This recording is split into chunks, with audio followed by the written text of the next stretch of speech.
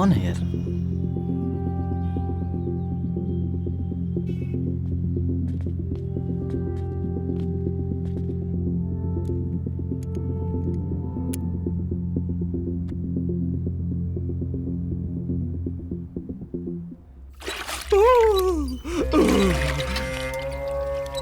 ससुर पानी गा रहे हो, कहाँ चाह रहे हो? जिया चले जाए? आए? का त्रिपाठी जी? हाँ, का लग रहा है अगले इलेक्शन में हमको टिकसवा मिलेगा ना? अरे मिलेगा काहे नहीं भैया जी, इतना मेहनत तो आप उसी पार्टी के लिए कर रहे हैं। अब देखिए, मंत्री जी का बर्थडे है और बर्थडे में फैसला तो हो ही जाएगा। अच्छा एक काम कीजिए जी, इतौलिया उधर रखिए और थोड़ा पीछे आ जाइए। अच्छा आते हैं। आज जरा बढ़िया से जौन बा हाँ साबुन दरिए। अच्छा, आपको पता है कि नहीं, का साल में हम 2 बार नहाते हैं।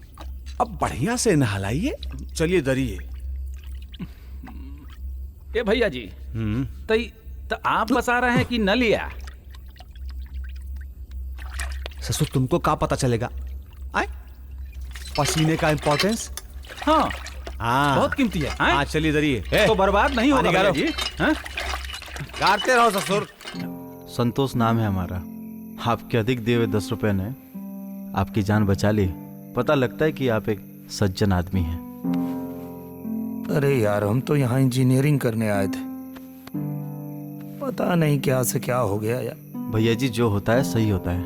और वैसे भी आप इंजीनियरिंग करके महीने का कितना कमा लेते? 10,000 रुपया, 20,000 रुपया, हद से हद 40,000 रुपया। यहाँ लाखों में बात होता है।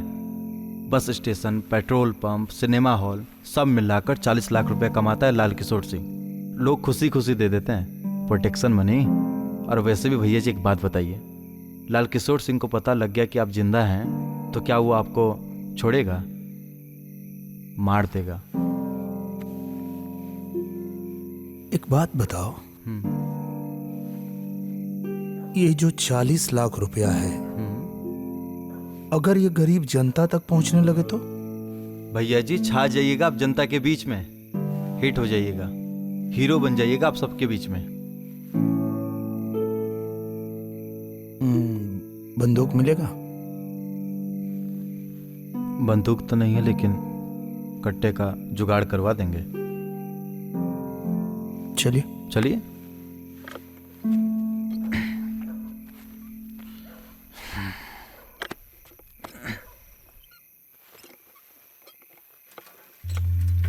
उसके बाद वो हुआ जिसकी उम्मीद किसी को ना थी।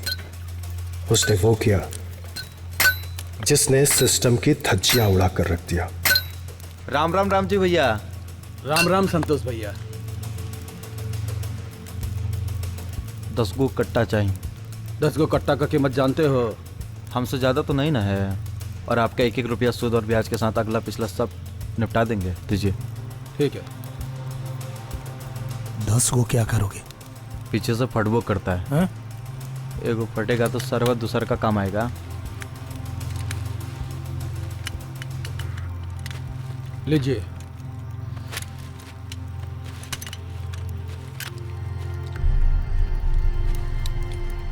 ठीक है, सही है ना? ठीक ठीक, मिल जाएगा। प्रणाम। चलिए।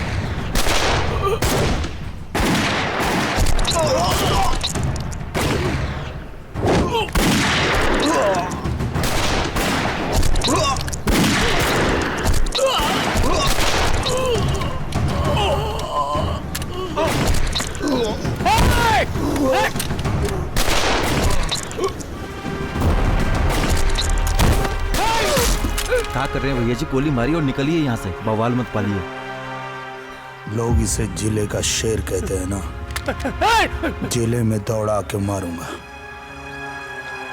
तब नए शेर की पहचान होगी।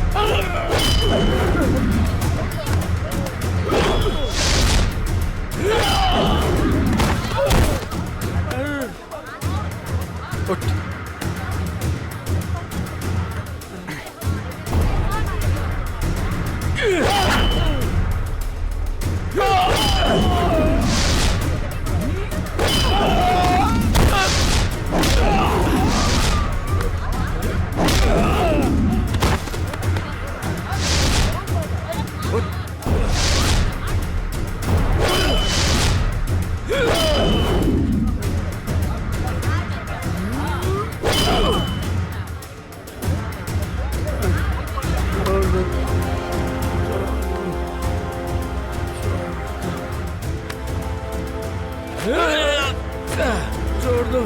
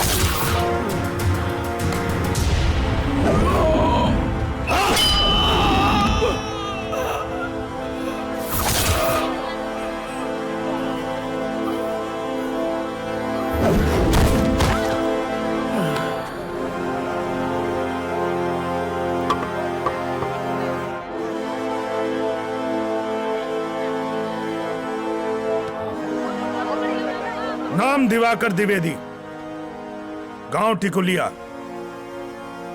जिसको हमारे खिलाफ गवाही देना है थाने आ जाना।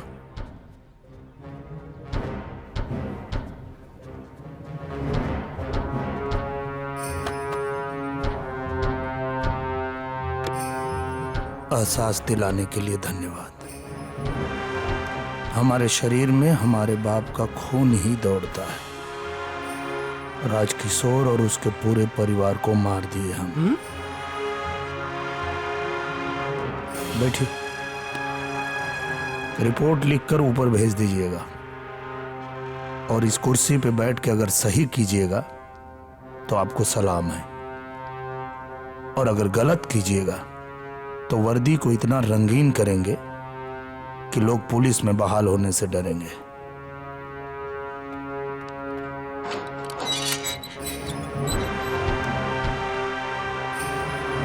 आइए।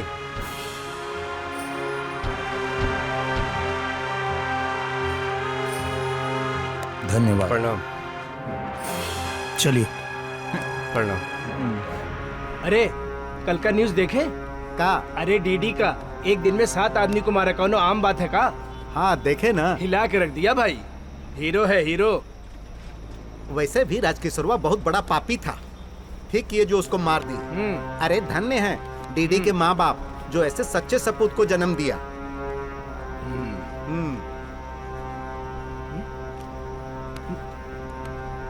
अपने हाथ अपने तरफ रखिए। अपने को दिवाकर दुबे समझ रहे हैं का? दिवाकर दुबे समझ नहीं रहे हैं भैया जी, दिवाकर दुबे हैं। जाइए।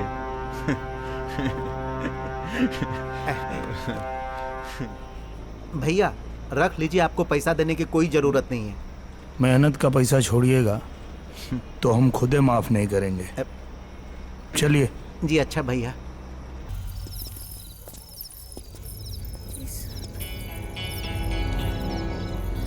अपने बस्ती में जवन आग लगल रहे ना, ओकर सारा जिम्मेदारी है का।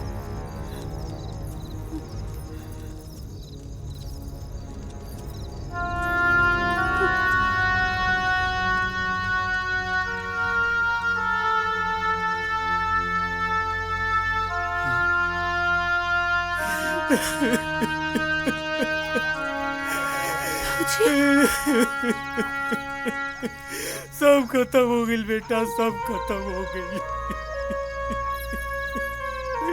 क्या हो गई बाबूजी? ये सब कैसे हो गई? जो ना होके के चाहे वो हो गई बेटा।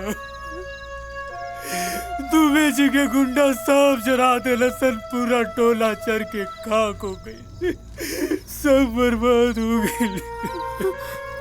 बाबूजी अच्छा शांत हो जाए चाचा जी, शांत हो जाए। केकरा केकरा तू चुप करे बा हो, केकरा केकरा चुप करे बा। देख लेला अपन आस्की के नतीजा, आस्की केला तू दोनों जना, और ओकर परिणाम आज पूरा टोला मोहल्ला भोग रहल बा। बहुत सही मौका मिला मामा, बाप का बदला ये बेटा से चुका लिहल जाई। अरे ई जौन कुछ भी भइल बा उम्मे इनकर कवन दोष बा? दोष काहे देखे? हाँ, ओ दिन इनका सामने हम हाथ जोड़ के कहले रहन कि तार समाज हमनी के लड़की के कब्बो ना अपना, लेकिन ये अपना चित में आके जौन मर्जी ऊ कैला। अबे भी एकरे पास मौका बा, गंगा के छोड़ के भाग जाई। हम गंगा के साथे साथ फेरा ले ले बानी, छोड़ के भागे खाती ना, जन्म जन्मांतर तक साथ निभावे खाती। जी छोड़ दा बेटा, तारा आशिकी के चक्कर में सब बढ़ जाती हमनी के दुश्मन बन गइल बा। हम हर जात से टकरा जाए बाबूजी, हर जात से टकरा जाए। आज से अरवलों के दुख के भी हिस्सा बानी और सुख के भी हिस्सा। लेकिन उस जात के अगर कोनो ली का हमनी के टोला में रहल ना, तई बड़ी आदमी लोग हमनी के जिए नाती, हमनी के रोज जरावल जाई, रोज मारल जाई। अब हमके मौत के परवाह नहीं है, जवन होई धौना के सामना करा। सुना तो तू एगो काम करा, तू अपन जाति छोड़ के हमरा जाति में शामिल हो जा। बोला होबे शामिल? बोला शामिल होगा। काहे शांत बाड़ा हो? बोला बबुआ, होकरो शामिल। बोला काहे नहीं का? बोला बोला बोला अगर अपन आस्की साबित करे खाती ई जरूरी बा तो हम तैयार बने। आज से और अभी से हम अपन जात छोड़ रहल बानी।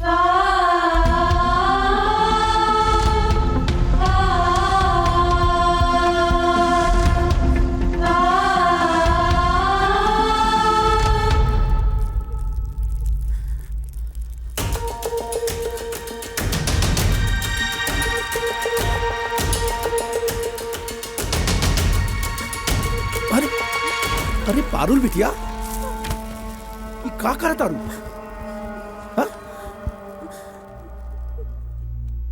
जॉन भाईल उके भुला दे बेटा। का भुला जी बाबूजी? वो लोग न सिर्फ हमके बदल समाज में आपके भी रुसवा कैलस, अपना जीते जी आपके और अपन बेचते हम कबो ना भुलाई। बेइज्जती के बदला लेवे खातिर हम जिंदा बानी। बेटा हम तो से वादा करता नहीं, जौने परिवार के वजह से हमार बेटी के आंसू गिरल बा, वो परिवार के हम खून के आंसू रुवाई।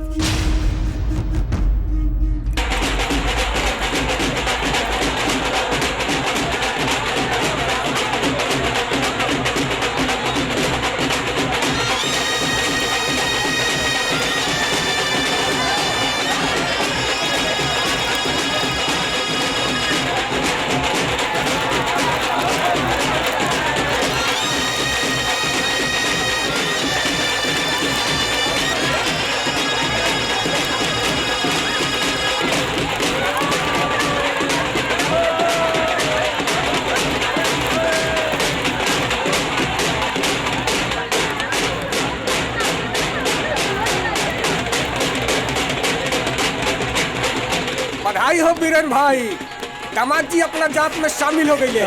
अब भोरे भोज भात के तैयारी कर रहे। दामाद जी के बुलाओ बीरन भाई।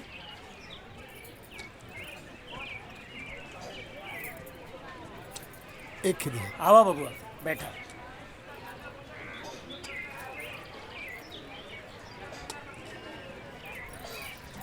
आवा बबुआ बैठा। आवा।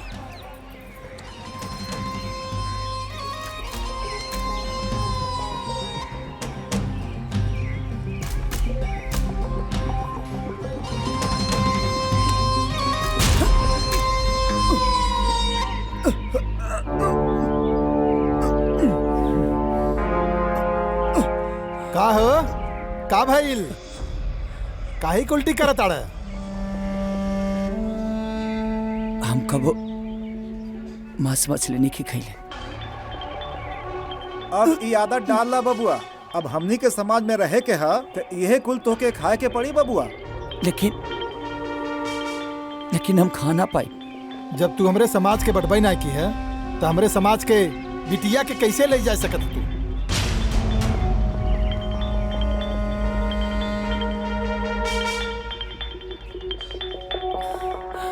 खा। अगर ही गंगा खाती खाए के बा तो हम ही जरूर खाए। तो खा बबुआ। चला खा ले।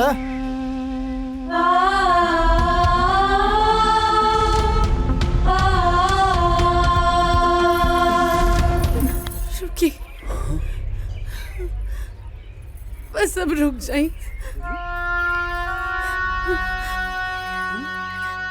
हम राशि की खातिर रउआ बहुत कुछ त्याग कर देनी। अपन घर, अपन परिवार, अपन समाज, अपन जाति, अपन ब्राह्मण होखला के संस्कार सब कुछ छोड़ देने हमरा खातिर। अब हम आपके हमरा खातिर अपन आत्मा के मारे ना देव। अब और कुछ ना। रउआ सब का हो गइल बा? रउआ सबके ये सब का करत आनी रउआ लोग? ई कइला के बाद इनकरा समाज में और हमने के समाज में का अंतर रह जाई? ओही जा भी इंसान के इंसान ना समझल गई और यही जा भी ये होता।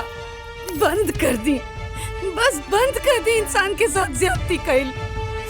सिर्फ एक बेर इंसान के जाति, धर्म, समाज ये सबसे ऊपर उठ के इंसान समझ के देखी।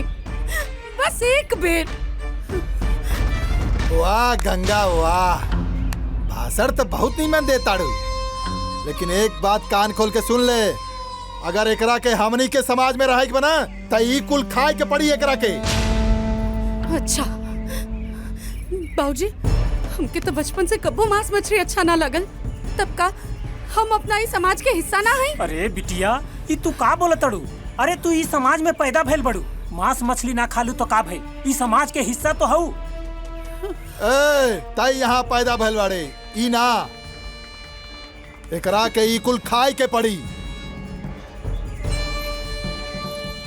और अगर हम इनकरा के ना करे दे तब हमने इनका के अपना समाज के हिस्सा ना मानब और इनका के हमेशा खातिर इस समाज छोड़ के जाए के पड़ी। हाँ, जाए के पड़ी। का बीरन भाई, तोहार का फैसला बा? जौन समाज के फैसला बा वह हमार फैसला बा।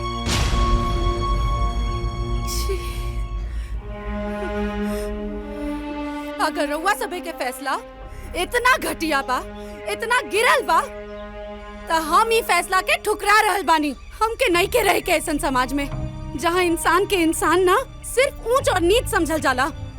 चली जी, इस समाज में भी हमने खातिर कोनो जगह नहीं के।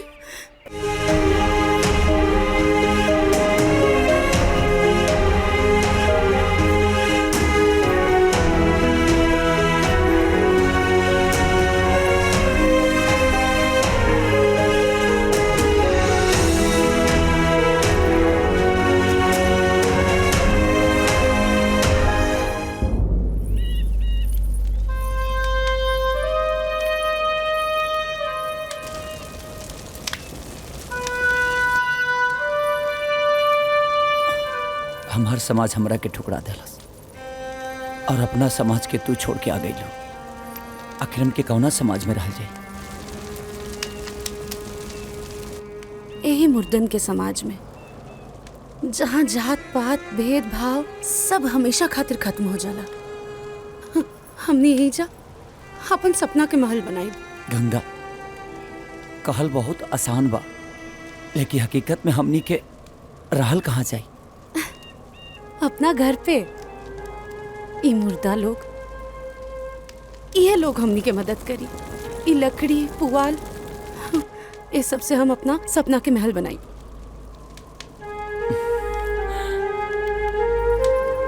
ठीक बा।